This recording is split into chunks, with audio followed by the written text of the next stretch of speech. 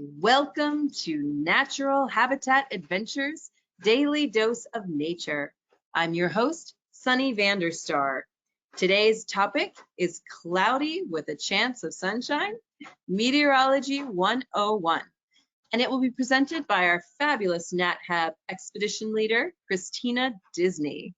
Kristina, it's so great to see your face today. I haven't seen you in a while, and this sounds like a really fun topic. You ready to start? Let's do this. Thank you so much, Sunny. And hello, everyone. Today we're going to do a fun one. I've actually wanted to do this webinar since we started doing Daily Doses of Nature, and I don't know why it's taken me so long, maybe just the timing of everything. But I actually really love weather, and I love that I've gotten to study at a couple different points, and so I'm going to transfer, hopefully, a little bit of that love to you. And though the late queen maybe didn't love weather or necessarily, but I would say that when I found this picture, I couldn't help but include it because she certainly knew how to dress for it. So I don't know if I'll ever be as suave as she was, but it's a nice point to take from. So with that, I just wanted to say thank you all right from the get-go for letting me have one day or 1 hour of completing a lifelong dream of kind of getting to be the weather woman. So I'm really excited about this. I'm really excited to kick us off and to talk about clouds. And we're gonna do a little more than clouds, but I just want to start us here because I think as naturalists and biologists, and certainly the way I've been trained and the things I've studied, I'm always looking down. I've been taught to look down, to look for different plant species, and when I used to do water sampling or tree coring, right? But we kind of forget that there's this whole amazing interactive world above us too, and it has things to ID and things to remember, right? And birders I feel like would be very good meteorologists because they're already looking up. But in the same way that you can take your time to, see if you've got all the birds in the Midwest range, whatever, take some time to look at your clouds, because that's kind of the goal and the point of this webinar, is to learn to see and to notice our ecosystems as a whole, right? Because it all does play together and it all comes together, and weather is one of the most apparent versions of that. And so when we look at clouds, we'll get into more details about them as we go along, but what we're really seeing is clouds are visualizations of these huge patterns that go across our globe, right? And the type of cloud and the wind that's happening, all of that plays into this bigger system and how it all fits together. And so we're going to do basics 101. We're going to go back to the very first step of how it is that these amazing, beautiful patterns that form our global climate and weather patterns, how they come to be. And it may not seem super exciting, at least when I say it this way, but the root or the basis of all weather systems on Earth comes from differential heating. Very exciting sounding, I know. But what that means, if we actually look at what that means, is that, we have our sun. It's giving solar radiation off in all directions, and when it hits the Earth, our Earth is a globe. And so when you actually think about that energy and how it hits our world, it hits the equator the most direct. So we could say that it hits it kind of perpendicular. But then because we're a nice big circle, nice big orange maybe, as you go up or down latitudes, so we'll talk about the Northern Hemisphere. So as you go more and more north, the light that hits us actually hits on an angle. And when it does so, the light, less of it makes it into our atmosphere and makes it down to Earth. Some of it gets reflected and refracted. I combined two words in one. Reflected and refracted, excuse me. Right? And so the lower the angle, that's what this is showing you, is that the lower the angle, so as you go towards the poles, the less direct light we're actually receiving. And with less light means less energy, right? And so what happens on a very base level, and this same thing, we're going to start with the globe, but it's going to apply to all the levels of weather that we're talking about. The same thing holds true no matter what, is basically we get a lot of heat at the equator because we're getting the most light, and we have the least amount of heat at the poles. And so it creates this conveyor belt of heat, right? So this picture here is if our world didn't have any oceans, so it's just all made of land, and it wasn't spinning. And because the spinning part is a really big part of how we get these crazy weather patterns. The fact that we're all spinning. I know we don't feel like it, but it's really important. Or sorry, no, we can't feel it, but it is really important to how our whole weather system works. So if you take those two things away, if you take away our water and you just make us kind of like a boring rock that doesn't move, then what would happen is that the middle would heat up, that hot air would rise, and then it would try, and then the cold air that was hanging out at our poles would try and rush in and fill that pressure difference, fill that gap. So if that's not super intuitive, I feel like thinking about it like a hot air balloon. That's kind of how I think about it. And this is a good idea too as we go along, is that, right, you've got your hot air balloon and you've got the little heater at the bottom. So that heats the air, it goes up, but when it gets to the top, there's no more heater, right? So it's going to cool and cycle back down. So it's like you take that cycle and you apply it to more or less half of our globe. And so that's on sort of a, let's say that's like a cross section of our world. But then if you wanted to look at from the ground up, instead of looking at it from, from outer space, so to speak, what's happening is that the sun is coming down, and the sun, as the light goes through the air, it heats up that too, right? But air is not super dense, right? So those particles, they heat up, but nothing compared to what like the solid surface heats up. And so once the surface heats up, that gives off its own heat, and that starts heating the air above it. And so that's what happens. The air that's closest to the surface, whether that's water or land, doesn't matter, is going to heat up as the sun hits it. And then as it heats up, the rest of that air is cooler, right? And there's actually layers to atmosphere, and the higher you go, the colder it gets until you'll get all the way out to outer space, right? But clouds aren't going to get that high. They just exist in our troposphere. They're just in the bottom tens of kilometers or so, right? So it rises up, and as it rises up, it starts to cool and it condenses, right? So it gets denser, and that's when we're going to get clouds, right? So if there's moisture when it gets condensed, if there's water vapors going up with it, that's where those clouds are going to form. And so if we take those two ideas of our hot air balloon and our rising density here, if we kind of smush them together, it's what's going to form the basis of our global circulation system. So just keep that same idea in mind, keep that thought process happening. So now we're looking at the Earth, but the middle here, if you look where it says ITCZ, what that stands for is the Intertropical Convergence Zone. Very fancy, right? Well, it's this idea that those warm, right? It's warm there, that's rising up. And so as that rises, it's pulling air from the north and from the south together as that rises up to fill in what was pulled away, right? It's like it's all connected. If one goes, something must fill its place. And so there is a lot of moisture there because it's over the equator. There's lots of water around our equator, right? And so that rises up and it makes these big, beautiful, towering clouds that we know as cumulus nimbus, right? And those, if you've been down around the equator, and we also have them other places too, but you always find them along the equator because this is this system that's very continual, right? Where they are might move a bit, but this is something that you're going to see are these big kind of raging clouds with lots and lots of rain, right? Very typical of the equator. So what's happening, right, is that those trade winds, so that's getting pulled across, rising up, and so this is what we would call a low pressure zone. So what does that mean? Low pressure is the idea that if something heats up, it expands and then it rises. So that expansion means that there's actually less pressure, right? Anywhere where you and I are standing, you can imagine there's an invisible column of air above our head. The more air molecules that are above our head, or the denser it is, then the heavier it is sitting on us. Whereas when it's warm, they're not as dense above us, and so there's actually less pressure on us. Some people, whether fortunate or unfortunate, if you've got some achy bones, sometimes you can almost feel that pressure difference, right? They can feel that change happening. And some people who are very astute, right? They can make those feelings even without a barometer, which is pretty amazing.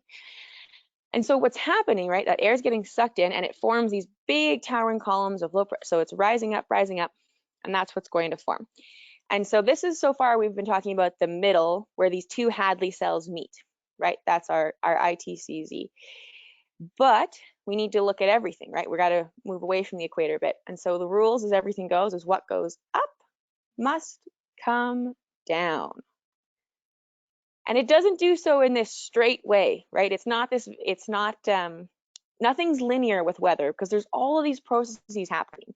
You got to imagine it as this crazy connection of gears and systems when one thing is over here, if you've got water over here, if you've got mountains, or if you're at a different latitude, it all comes together in this big, beautiful, magical system. And so on a global level, if we look at that system, we can split it up by poles.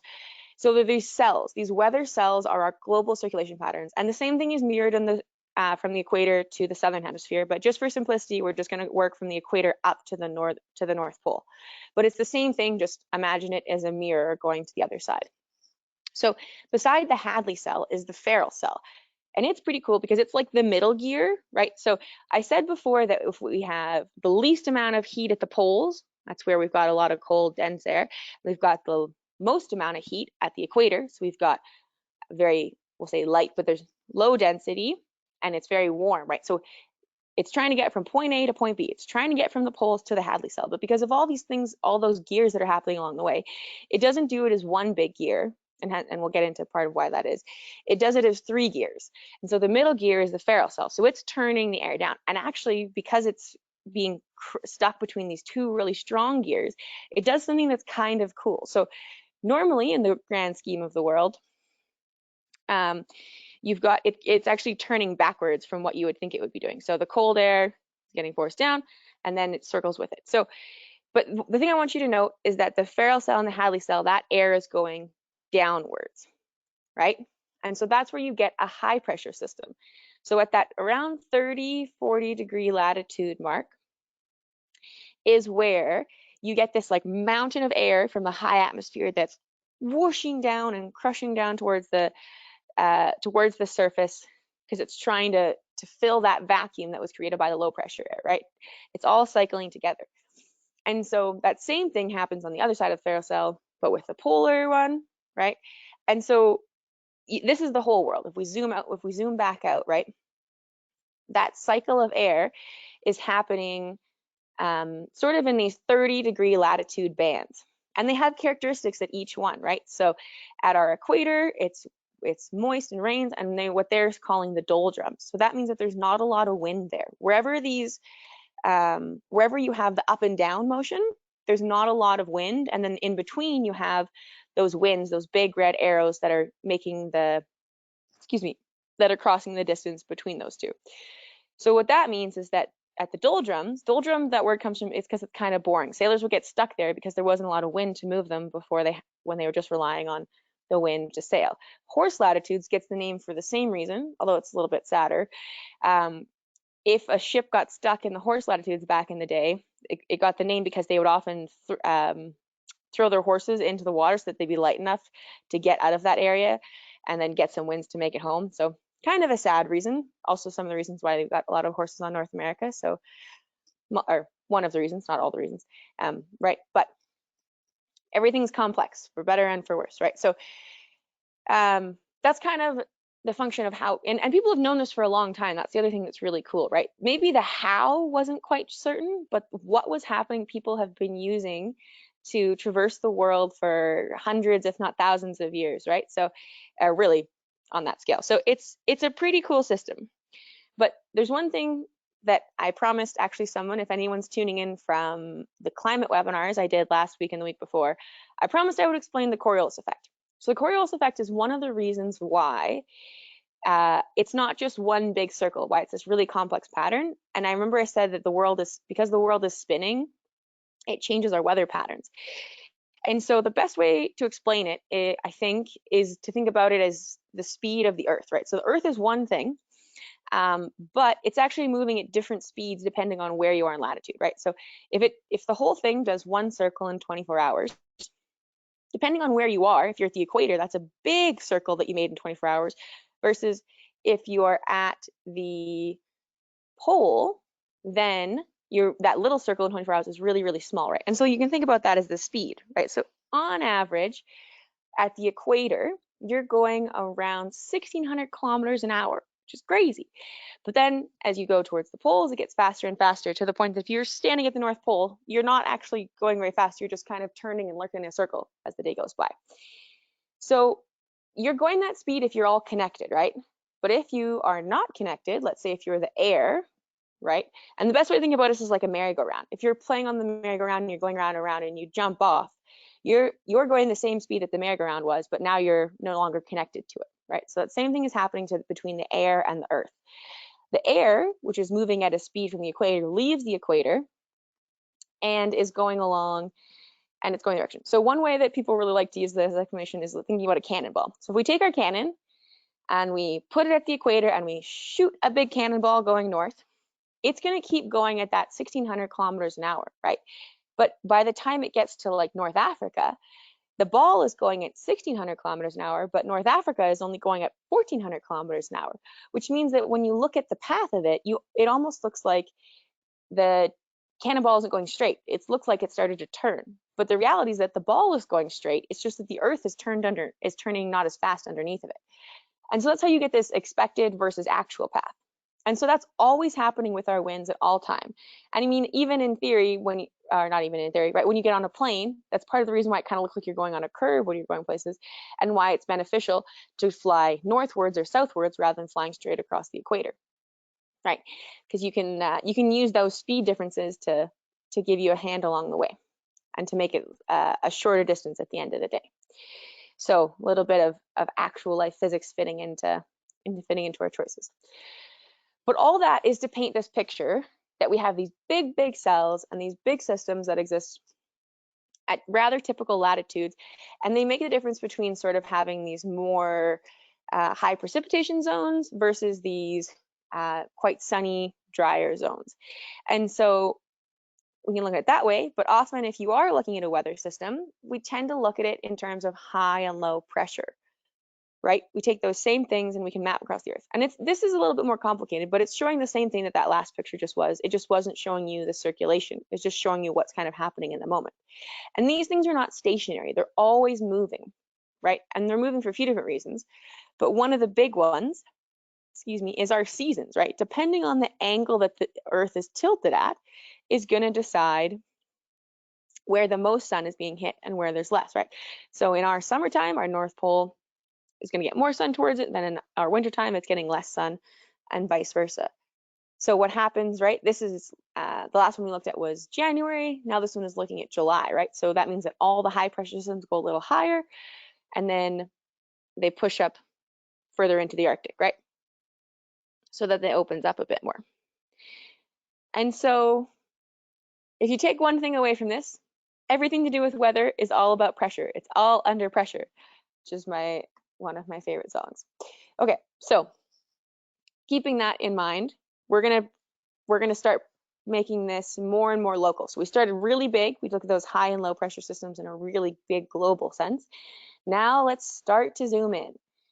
And let's start with some basics, right? So if we go to this high and low pressure system, it's got to start, before we talk about clouds, so clouds are something we can see, and arguably rain is something we can also feel. But I want to start with things that we can tangibly feel, right, when we're outside, so that we can start to notice things maybe in a different way than what we did before. So we're going to start with the wind for our high and low pressure systems. So if you're in a high pressure system, and this is for the northern hemisphere, it's reversed in the southern hemisphere because of that Coriolis effect I was talking about, but let's just stick with the northern hemisphere so that we don't get too confused here.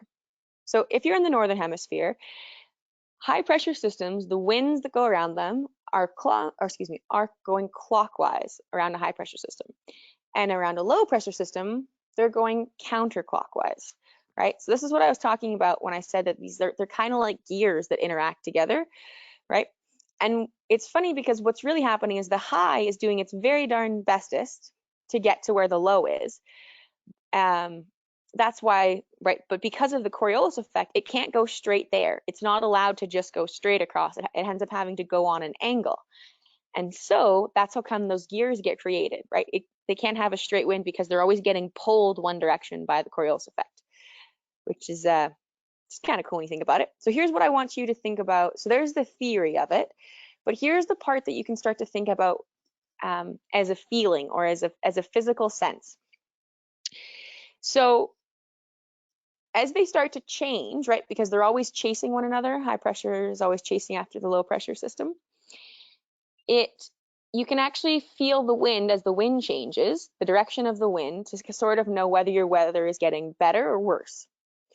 So in a high pressure system, if the direction of the wind is getting more and more clockwise, we say veering, then it means that you're getting more and more into a stronger high pressure. Whereas if it starts backing and it starts going counterclockwise, then you're more likely getting into worse weather or a low pressure system.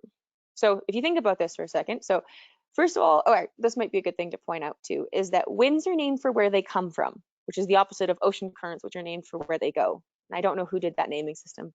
very unkind to make them different things. But, right, so if you have a south wind, it means that the wind is from the south and it's going towards the north, right? So if you were to go outside right now, and maybe you're outside in the garden for the afternoon after this webinar today, I want you to think about the direction that the wind is coming from. And then in about an hour or two, I want you to think about the direction that it's coming from now, because you'll be able to tell just by that couple hours, and maybe I'll say the same, it depends on how fast and how slow your weather systems are changing. But these are things you can start consciously noticing in your day-to-day life, just for a quick second of a thought of whether or not your weather's getting better or whether it's getting worse. And the other thing is that how fast that wind is changing and how fast that wind is going will tell you how quickly it's getting better or how quickly it's getting worse, right? Those really quick storms that seem like they hit out of nowhere, right? There's a buildup to them, right? And the wind is changing and all of a sudden we're switching directions, right? So you'll actually have, if you start paying attention to it, your body will start cluing in of like, oh yeah, I did notice that a couple hours ago, right? And you'll start to feel things as they're coming, which is pretty cool. There's also an old mariner's law. Well, actually, it's called Bayes' Ballots law. And it's a really easy way to figure out relative to where you are, where the low pressure system is or where the bad weather is going to be. So if you're in the northern hemisphere, stand with your back to the wind, and then your left hand is wherever that low pressure system is coming from, right? So remember I said that direction is changing. So as long as your back is to the wind, the left side of your body is where you can relatively think about where that low pressure system is, right? And then again, it would be true in the southern hemisphere, but you need to stand facing the wind in order for this to be true. So just an easy way to remember this, left low. That's going to be the best way to remember that, right? And so that's also an idea of, well, for sailors, the reason why this thought process was so important was because low pressure systems were hurricanes. And so they would know to avoid, like they would change and alter their course to avoid hurricane systems based on that one very simple fact, which is pretty amazing when you think about it, of all the skills that they've built up over time. Okay, so that's about the wind direction you can feel. Now let's talk about something else you can feel, which is temperature. And I'm not gonna lie, this gets a little bit confusing. And it's because so far what we've been talking about is not necessarily what you feel at the ground surface when we've been saying sort of the temperature associated with these. Like for example, this H is in blue, and which our high pressure system is in blue and our low pressure system is in red, which is kind of confusing because in general, when it's rainy, it's kind of chillier, but then when it's sunny, it's warm. So why are those backwards? It's because they're not like a faucet. It's not like hot and cold, high and low. Because what's happening is it's about the air mass, the air parcel, and what's happening to it, right? And so at the surface, it might be, okay, let's start with high pressure. So if it's the air is coming down, that means that that air is rushing downwards and it's very dense, and it's cold air there, but it means that the distance between, there's no clouds or anything, and so the sun can beat directly on the surface. So where we are, that little thin layer at the surface of air, compared to the kilometers of air that exist above us, is nice and warm because there's nothing obstructing that solar radiation from coming down and giving us a nice tan, let's say. Versus in a low pressure system, that warm air has risen up and it has most likely created some sort of buffer between us and the sun, whether it's building clouds yet or not, or to what level that is, right? And so then you're getting cold air. Now, also part of that is because it's created a vacuum, and so that wind is rushing in and it's bringing cold air to fill it in. And so that's why that low is it's kind of about what's leaving the earth. So the take home as we go through this is that they're not equal. Just because we're saying that high pressure is not hot, or well, it isn't. It's about the air masses versus what you feel. It's confusing.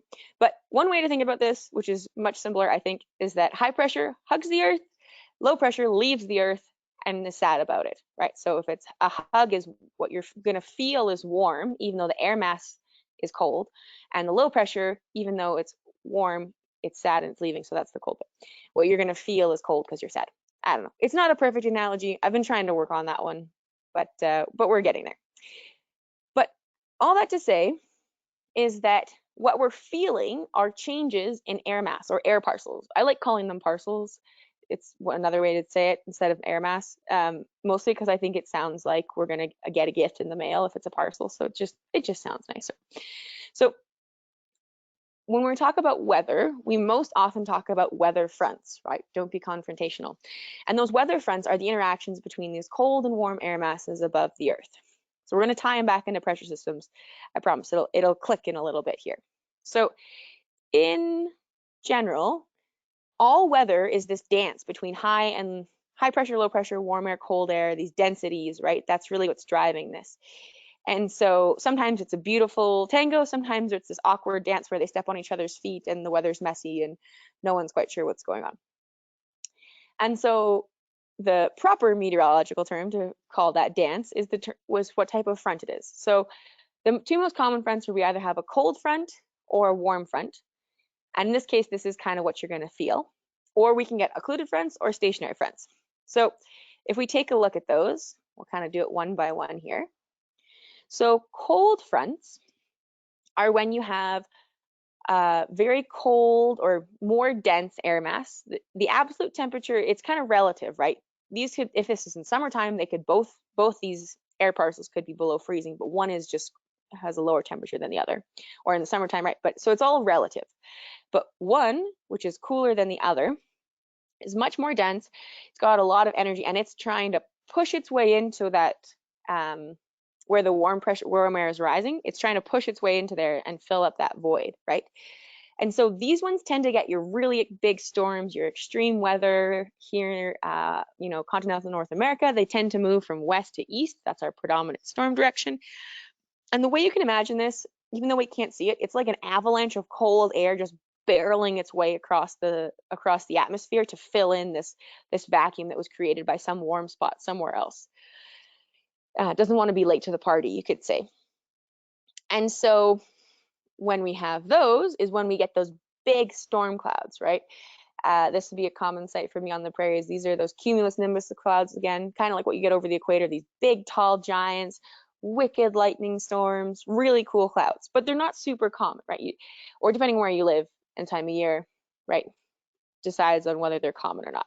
But this is what happens essentially in a cold front, is that big pushy air parcel runs into this warmer air mass and it has this big rainstorm in the beginning, and as it moves through, the clouds kind of dissipate and move higher and higher. So at first you get these big cumulonimbus, then you get these nimbostratus that kind of rain a little bit too, and then the clouds go higher and higher because that warm air is kind of getting pushed higher and higher above the cold air mass, but it's kind of run out of moisture to rain down on us. Now the opposite is a warm air front. And that's when the warm air has caught up to the cold air mass, but because even though it's caught up to it, it's not as dense as it. And so instead of pushing under the one it's caught up to, it actually is going to go over it. And so these tend to have more moderate weather because warm air masses are not as pushy. They kind of come along and they sort of do their thing. They're a little more chill that way. And so they move slower and they can last longer, right? So if you think about thunderstorms, they're usually like big, fantastic, and then they're gone, right? Might maybe last a few hours at most, whereas warm air fronts, they can last for hours and days. It's a different sort of pace of life. And so, oops, I think I did that a weird way. There we go. So, okay, so let's connect that now. So our cold front is connected to low pressure systems. So if you were to connect up which part of is happening where, that big cold pushy air is the air that's reaching the base of a low pressure system right beside where that warm air is getting forced up in our big mountain of air. And then the opposite is happening with the high pressure system. That air is funneled downwards coming off the edge and it's pushing its way over the cold air system next to it. And so the fronts are kind of like the edges, they are the edges of these high and low pressure systems and how they interact with each other. So that's what brings it all sort of together into one, which is pretty cool. Yeah, so if we go back to our warm fronts, right, now that we've kind of connected where it's happening in the pressure system to what's happening to us, what we're feeling, right, what we're going to experience or what we're seeing. So if you're on a warm front, it's much different. You don't have this big storm that hits you. You can kind of look up and maybe, let's say it's early in the morning, you look up and you're like, oh, those are like those little cute wispy clouds way in the sky. And then as the day goes on, you're like, oh, those clouds are lower and they get a little more dense and they get a little more dense. a little more dense, and because until eventually you're probably getting rained on by the end of the afternoon because it's moved over top of you, because that warm air front has gotten pushed high enough now and it's condensed, and there come those cloud tiers to rain on us, right? So far, if we keep the analogy that our weather systems are a dance, right, of this warm front, cold front, high pressure, low pressure dance back and forth, right? So sometimes if you have a dance partner and you're dancing along, sometimes someone can cut in very rudely, and that's what you would call an occluded front. So that happens when you've got a warm front has caught up to a cold front. It was moving a little faster, had a little more vibe to it.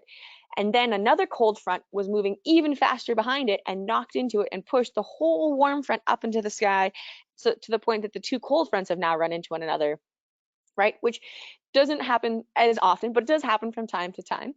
And so, right, because they're always spiraling around one another. So this can happen. And they can have really wicked storms too, which is kind of cool. Another version that you could say of sort of forcing your way into a dance is a mountain. This is where we get orographic uplift.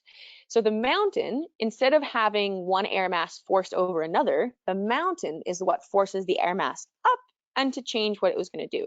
So that's what come, well, not right now, but when I'm normally on the coast of BC, right? If you live on the coastal side of the mountain range, you get a whole bunch of rain because that air mass is pushed up, cools, lets go of all of its rain, goes over top of the mountain, and then when it sinks back down, it expands and it sucks up all the moisture again from the other side, and so you get these dry on the leeward sides of the mountain. So that's kind of another version of what can happen if someone jumps in on your dance partner and changes it. This one I think is quite funny. If we stick with the analogy, you can also have it where nobody's dancing at all, and there's just kind of this awkward phase where no one is getting up or doing anything, and maybe you dance, maybe not, I don't know. Everyone's just feeling really weird about it. If anyone's been to a high school dance, maybe you had that happen to you. Well, in terms of weather, that's what we call a stationary front. And that happens when a cold front and a warm front meet each other on the dance floor, but neither of them have enough energy or bravado to overtake the other. And so they just kind of form this weird kind of stationary, like the two fronts can sort of move back and forth with another, but one doesn't catch up to the other. So they can have rain form in between them, depending on moisture and density and what's happening. But then that front can kind of just sort of sway back and forth between them. And that can last, well, it's not inevitable. Eventually someone will brave up. And by brave up, I mean eventually one or the other of these systems will build up enough energy to overtake the other and get spinning again, right? To keep that motion going. So like all of these things, right? They're all temporary moments in time that we're showing you. And maybe that's not helpful because you see them all as stationary pictures, right? But they're always on the move and they're always chasing one another. So everything that I've shown you so far are temporary moments in time. Always keep that in mind. And so eventually the stationary front will build up enough juice that it'll form a big dance party, just like in Greece, and everything will go super well and great. And the weather system will roll on. And at the end of our weather movie, we'll go up into the sky like Danny Zuko and Sandra Dee, and all will be great. And that's Weather 101. Nah, I'm just teasing. We didn't talk about clouds yet. Okay. I couldn't resist that. I really loved Greece as a kid. And I always thought the cloud scene at the end was quite funny. Okay, so what we've covered so far is the systems and what drives them and what's actually happening. And we kind of have an idea now of what to expect, right? When someone says it's going to rain, we should have some clues kicking in now that it's probably a low pressure system, that the winds are going counterclockwise, and that we should be able to feel probably cooler weather moving in, right? And then the faster those changes happen is the more aggressive a system is, whereas the slower it happens, the less energy a system has, right? And that high pressures are always trying to come in and fill that missing air that's risen up higher into the atmosphere. So we kind of got that going now. We kind of have an idea of where we should expect some clouds over different types of clouds, but we can't have Meteorology 101 without talking about the clouds themselves. So if you become a cloud nerd, which I certainly hope you do out of all this, this is the starting off point. right? There are 10 basic cloud types, and we tend to split them up depending on where they live. So if they live in the high atmosphere, we would call those as it's either going to be a cirrus cloud, cirrocumulus, cirrostratus. And then if they're in the middle, we've got altocumulus, altostratus, nimbostratus, and then our bottom ones. And there's also a couple that break that and can go multi-level. We'll talk about those. I'll talk about it a little bit. Then we've got cumulonimbus, cumulus, stratus, and stratocumulus. And if anyone glazed over for all that Latin, that is a-okay, right? Or maybe you're completely fluent, in which case please let me apologize for my pronunciation. But if we think about what the words mean, because meaning often helps with memory, then it'll be easier to remember all of these words that I just said. So cirrus, if we translate from Latin, means curl, right? Those beautiful little curly wisps. If you imagine a cute little toddler with their their brand new little ringlets, they're so cute, right? Those are those high up clouds. Those generally are our cirro or cirrus. That's the first beginning of the base, right? So that's the high clouds that we can expect to be naming. Cumulo, we take that base word, whether it's altocumulus or cirrocumulus, cumulo means it's a heap. It's just a big pile. That's all you have to remember. It's accumulated. A pile has accumulated, cumulus, right? So if you've got a cirrocumulus, it means that you've got a wispy pile. That's what it means. It's as simple as that. Strato means layer, right? Layers of a cake. You got a nice even, you want a big, if you're a kid, you want the pile of icing, but as an adult, we like to have a nice even layer, a strato form on our cloud cakes, right? Nimbo means rain, right? So if you've got a nimbostratus, if you've got a nimbo cloud, you're gonna get rained on. It's gonna happen. And lastly, alto. Now, alto, admittedly, in the cloud world is a little bit less helpful because alto means high. But if you look at our alto clouds on here, we have altocumulus and altostratus, but those are not in our highest level. Those are in our mid-level. And so it's kind of like remembering that when things get named, it always gets in comparison to something else. So even though these are not the highest clouds, which arguably they should be if we're going to name them high, they're called that relative to the other clouds, right? So we have in our low level, we have stratus and we have cumulus. So if you have an altocumulus, it just means it's higher than your low level cumulus. If you have an altostratus, it just means it's higher than your low level stratus. Doesn't mean it's the highest cloud. Everything gets named in a certain way. I wish that one was a little bit different, but I think we can stick with it long enough to make it through. All right, so that kind of gives us an idea of their names. Now let's take a look at them let's look at what they're like, right? Let's actually take a minute. So cirrus clouds are those really thin, wispy ones, right? Sometimes you look at them and they're just these faint lines. Are they almost even there? And then cirrocumulus are like little tiny fluffy bits of confetti way up in the sky, right? They're really, really small and thin. And they don't, they're not quite like a brush stroke, but they've got that going on. And then cirrostratus is more of like a haze. There's nothing you can't get a solid shape out of them. They wouldn't be very good for imagining animals in the clouds because it's more like a thin veil, right? Now, the characteristics of these three, right? These three are not going to rain on you. They don't make precipitation. They're too high up. They're mostly made of ice crystals, actually, because it's so darn cold up there. And you're never going to find them really dark because darkness is an indication of high level of moisture. They're always going to be really white. And you can find them on sunny days, right? Because we'll look back where they fit into the formation just in 1 second because that'll make more sense. But right, and they're super common. You're going to see them either at tail end or the beginning of a cold front. And there's just one cool exception I want to bring up, or student's exception. If you've ever been lucky enough to see sun dogs or moon dogs, which is actually what this is of, which is really cool, it's when you get that rainbow around the sun or on the sides, and it can even happen at night around the moon. And those are those high atmosphere ice crystals from these cirrus clouds that make these beautiful refractions way, way up in the high atmosphere. Super beautiful if you're ever lucky to see it. The ones in the day are fairly common. I've only seen them at night once, and I remember I thought I was hallucinating the time that I saw it, but it's super beautiful, and I hope you get the chance to see it someday. So cirrus clouds, we either find, if it's at a warm front that's coming, they're the first clouds we see. So that's actually a dead giveaway right there. If you're going about your day and it's clear blue skies, and then all of a sudden you see these start to form, you already know that depending on the intensity and the energy, that there is potentially rain coming later that day, or that you're shifting, right? You're shifting from one system to another right now because those cirrus clouds are your first giveaway. And in the alternate direction, if you had a big crazy storm, you can kind of tell as those clouds dissipate, you're like, okay, storm's over, we're going to go back into good weather because I see those cirrus clouds. So they're kind of like the rear guard and the foreguard of each of these systems. Okay, let's move into some middle clouds. So we've got our altocumulus. So these ones you're starting to get more into, I would say you wouldn't quite use these ones maybe as great imaginary figures of dinosaurs or whatever else you imagine in the clouds. But my favorite one was looking up in the clouds at one time, so I had a dinosaur in a top hat, which is a very, very cool cloud. It's a great cloud.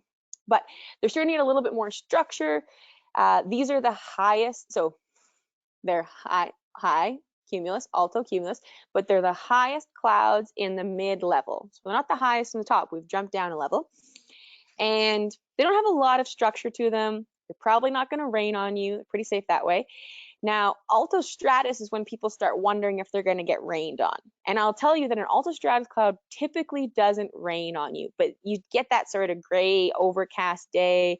It's featureless, but you'd probably still be able to see the sun through it. You know, sometimes it gets so cloudy, you have no idea where the sun is. And sometimes it's cloudy, but you can still see that halo disk through it. If you can still see that halo disk, you're probably looking at altostratus. And it's, unless it builds more, you're probably not going to get rained on. It's kind of that in between where you start to question what you should wear. And then nimbostratus should be your ding, ding, ding, nimbo. We are going to get rain or snow. It's going to happen. If it doesn't happen to you, that cloud's going to move a little further. It's going to happen to the next person in line. It's kind of inevitable, right?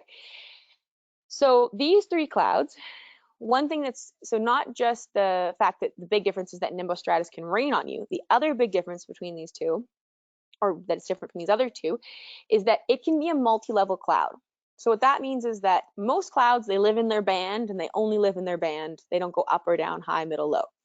But nimbostratus can go middle to low, right? And so that big cloud bank can sink really, really low or rise up pretty high.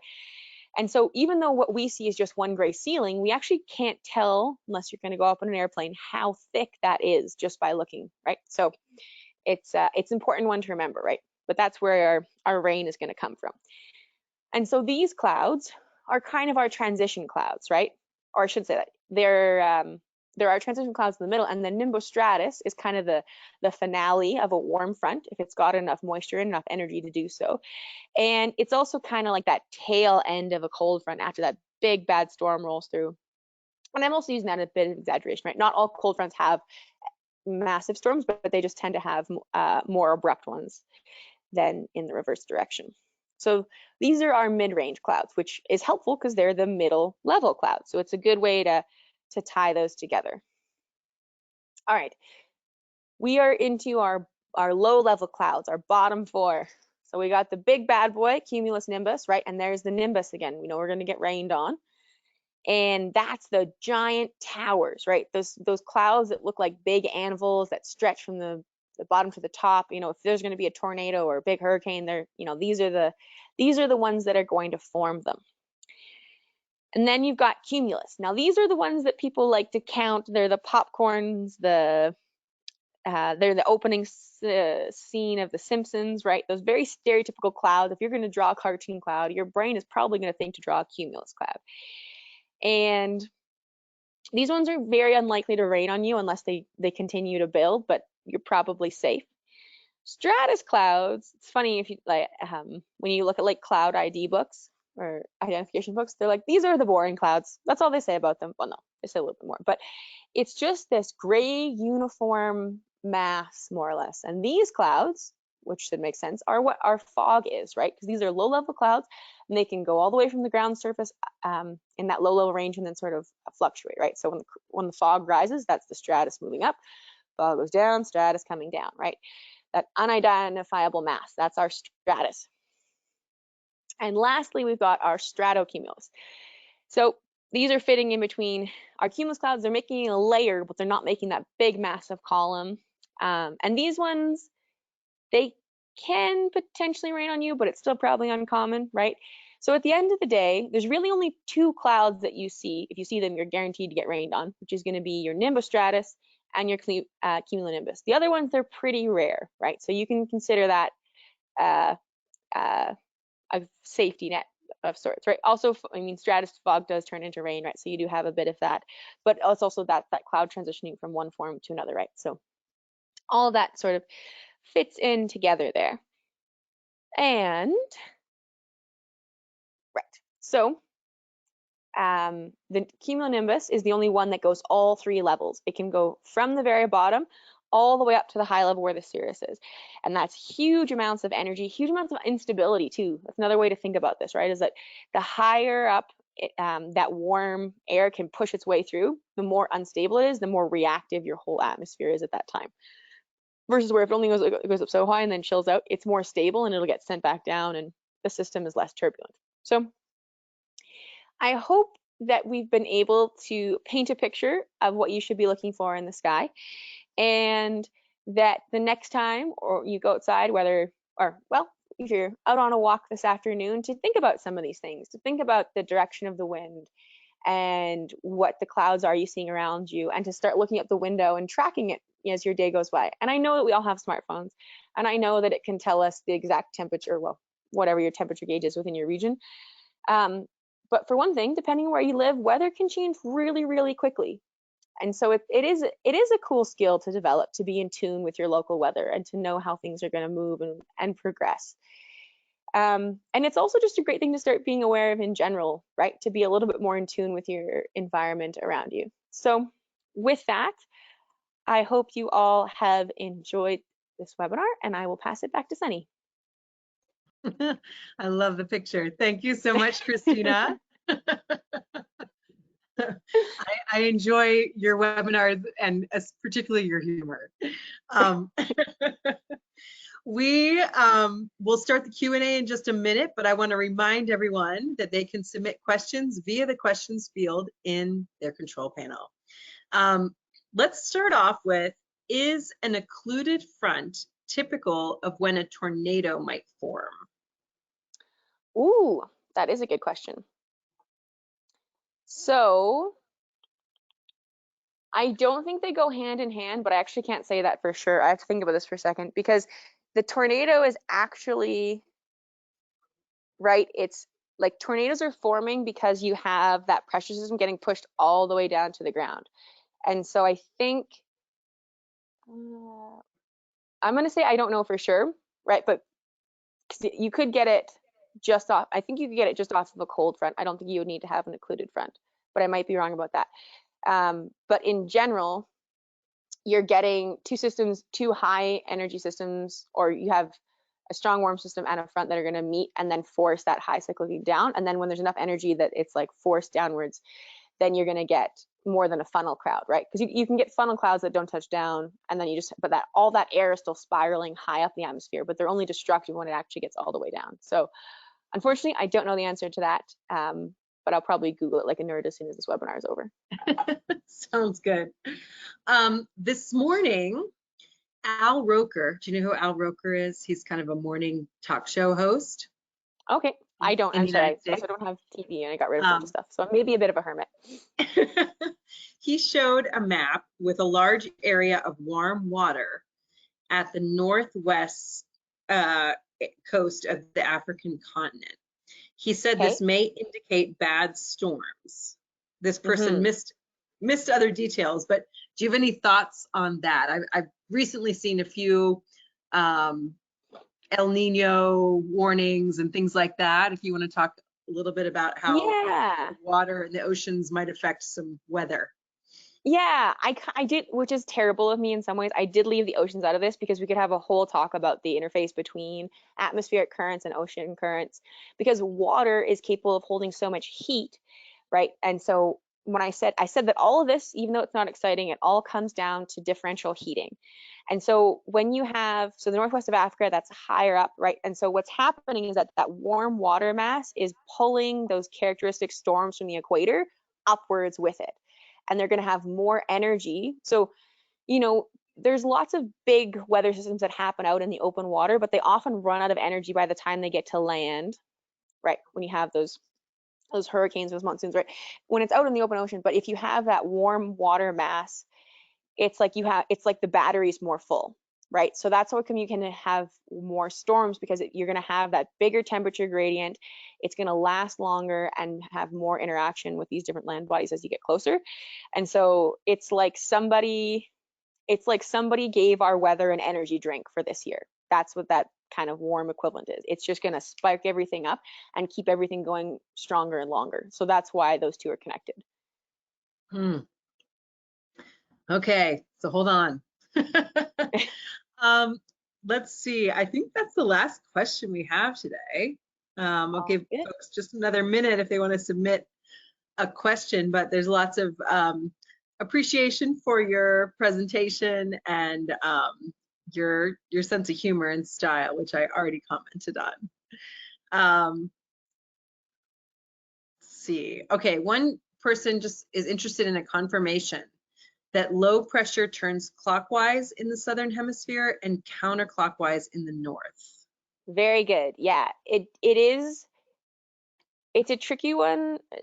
Yeah, it's exactly that. It flips. I tend, especially if it's the first time someone's learning it, I'll only teach one hemisphere at a time, because it's hard enough to get your brain to jump back and forth. But it's opposite, right? Because it's even, the perspective is different whether in the northern hemisphere or the southern hemisphere, but regardless, our Earth is only spinning one direction, right? And so that's how come we feel like it flips, but from the Earth's perspective, everything's still going the same way. It's just our perspective of how we're kind of looking at it, because we're looking at it from the outside looking in, kind of.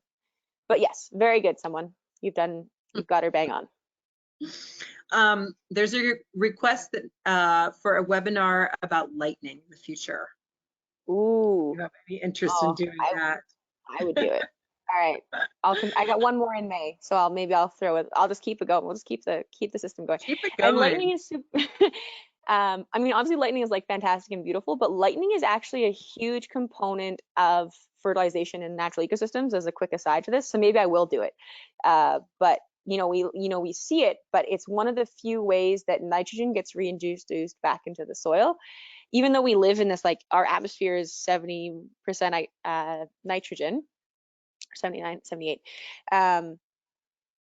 It actually is really hard to get back in. So, like, the way that we work now as a commercial agriculture industry is basically the way that we create nitrogen for fertilizer is we mimic lightning. It costs a huge amount of energy and it's a crazy process, but we essentially mimic lightning so that we can make our own fertilizer, which is a wild one. Maybe that's a fun thing to leave this on. I don't know. That is fascinating. I'd never heard that. Yeah. Well, I will turn it back to you for any closing comments. All right. Well, thank you everyone for tuning in and doing some Meteorology 101 with me. It was a blast to get to dig back into this stuff, and also to sharpen up my tools for coming into the summer and some guiding. It's good to remember these things from day to day. So thank you all, and it's been an absolute pleasure. I hope, whether the weather is good or bad wherever you are today, I hope that you can smile and enjoy it. Thank you very much. While you were speaking, I was feeling a strong wind coming in, bringing in some colder weather and maybe some rain. So it's definitely May out there, and a good spring storm sounds really good to me. Thank you again for taking the time to present to us today. I want to thank everybody who tuned in as well. Please join us again tomorrow for our next Daily Dose of Nature. You can check out this week's lineup, including registration links, on our website at nathab.com/webinars. We did record today's presentation, and we will have the replay available on our website soon. With that, I'll conclude the webinar. Have a wonderful day, everyone.